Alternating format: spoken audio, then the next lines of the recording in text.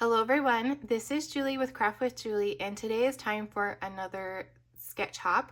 I was able to choose this sketch this month. I went on Pinterest. I have a board just for scrapbook sketches, and I saw this one and I knew we had to make it. It's so cute. I love how it has the little details to kind of guide me of where to put the different elements.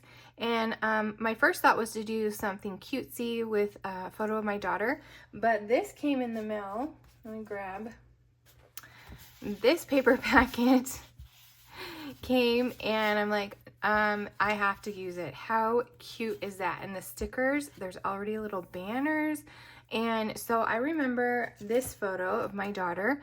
Her dad took her and her older brother to Zion's to do some hiking. Hiking is not my thing, and so I sacrificed and stayed home with the youngest.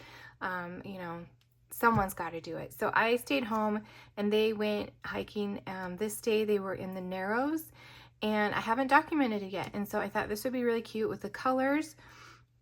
I also got this stamp set right here called Weekend Adventures. It has some fun sayings on there. This little ephemera pack has some fun flowers, maybe for those to add to the banners. And I also pulled out some wooden arrows and some acrylic flowers from my stash. These are from close to my heart.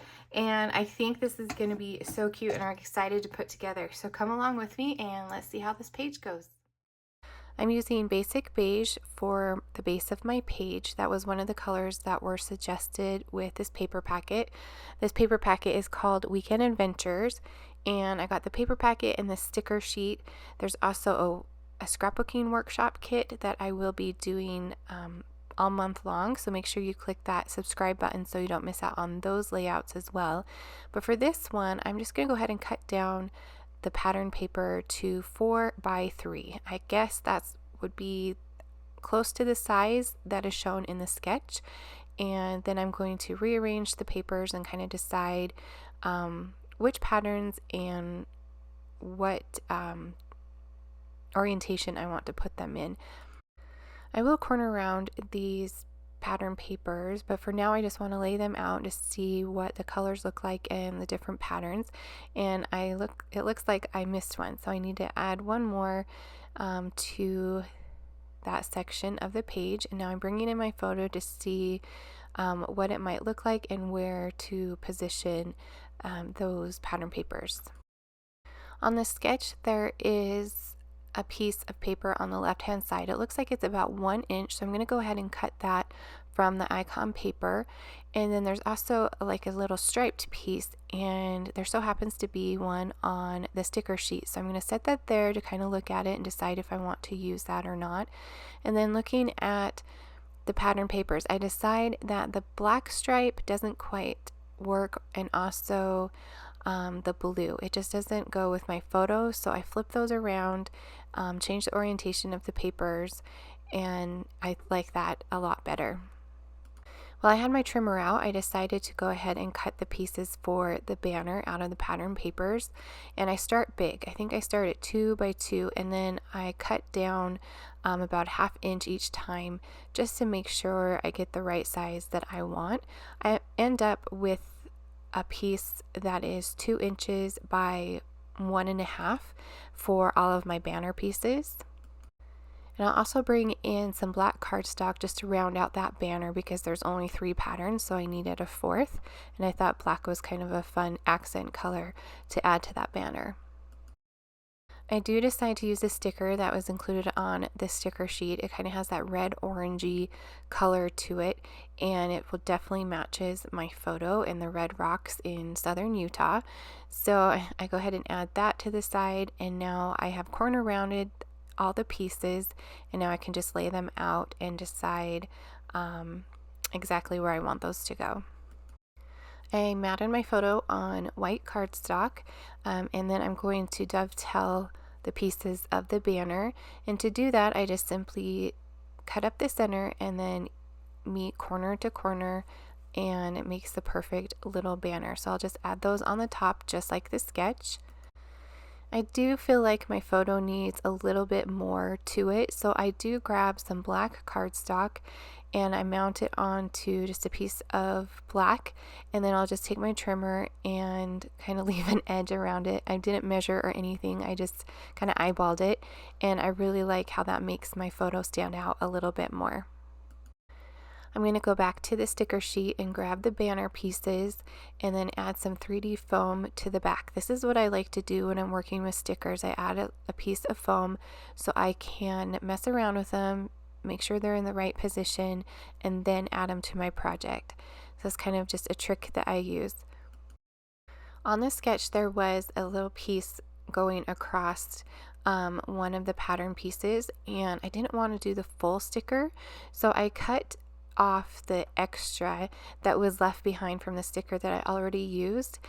So it's just like a thin, maybe 1/4 of an inch line, and I doubled that up on that piece right there. So don't ever throw those sticker pieces away. You might be able to use some of the leftovers to add some accents to your pages.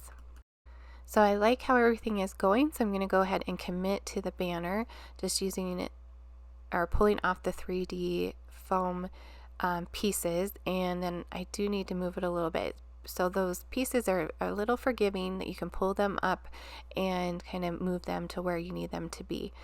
The last thing I want to use is the big kind of journaling sticker. It has some fun sayings on there.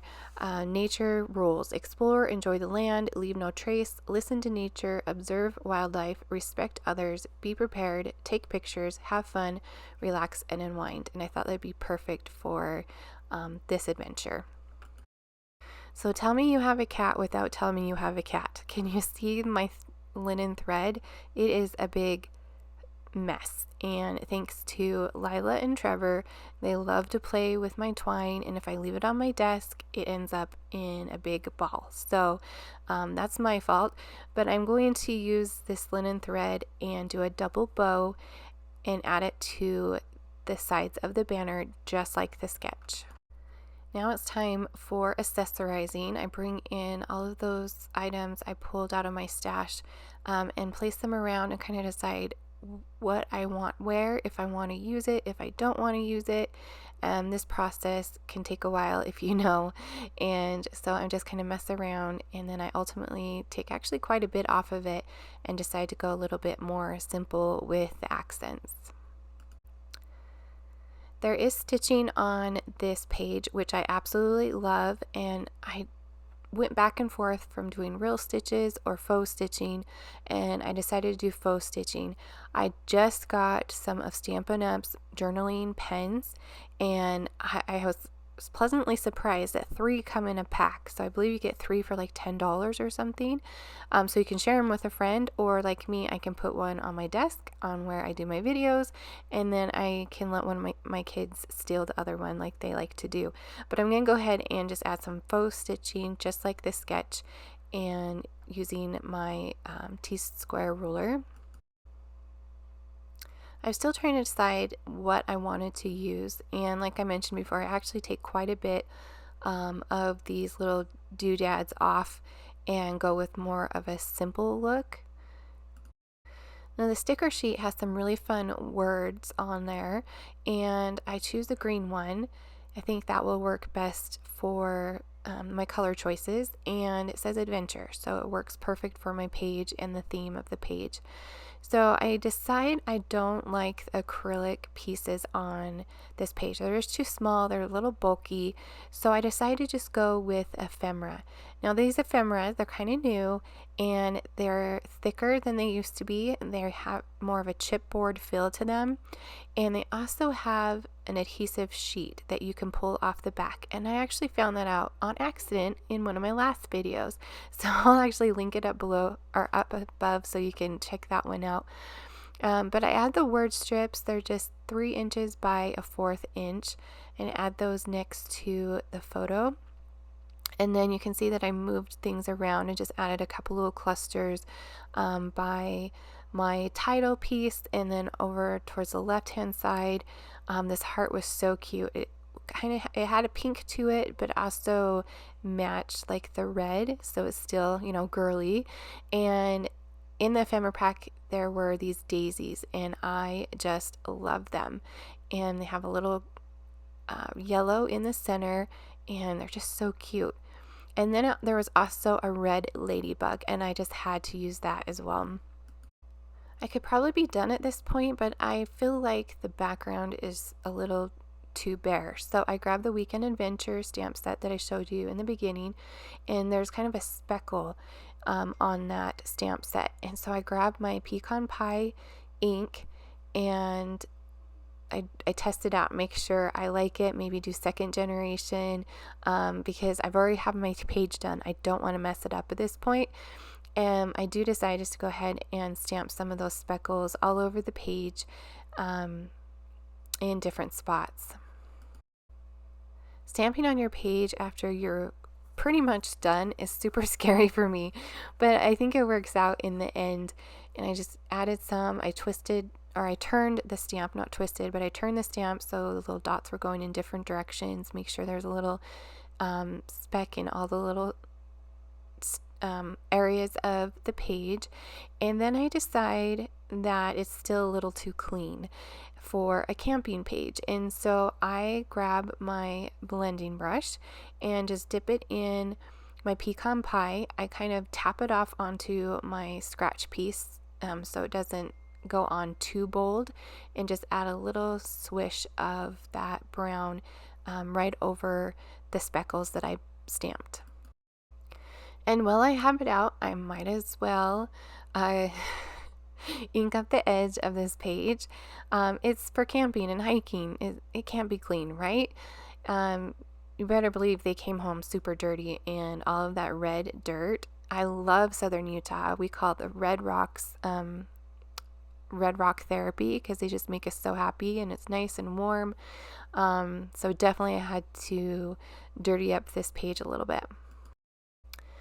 Last but not least, it's time for the bling. I like to do that at the end. I have the neutral matte dots. They have the perfect colors of the kind of a tan or pecan pie color and black and white, all the colors that are on this page, but I decided to use the brown ones and add one to each of the clusters, and then I think this page is done. If you enjoyed this video, I would love a thumbs up, maybe leave me a comment, and make sure you subscribe so you don't miss out on future videos. And just a reminder, this video is a collaboration with my friends, so follow the link down below and check out their channels and what they created with this sketch. Thank you for watching, and I will see you next time.